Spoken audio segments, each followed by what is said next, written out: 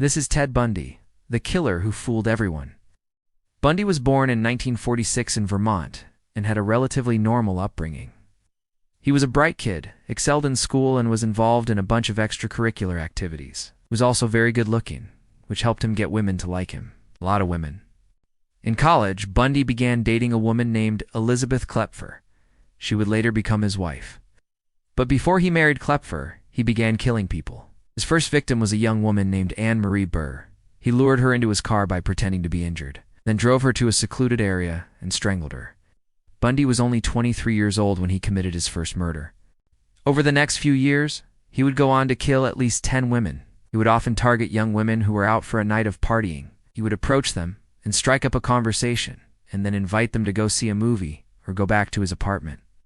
Once they were there, he would either strangle them or beat them to death. He also sometimes used a firearm. What made Bundy so dangerous was that he was able to avoid detection for so long. He was charming and good-looking, and he used this to his advantage. He was also very smart. He knew how to manipulate people, and he used this to get them to trust him.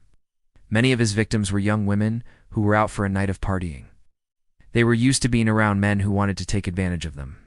So they were more likely to trust someone like Bundy, who seemed nice and respectable.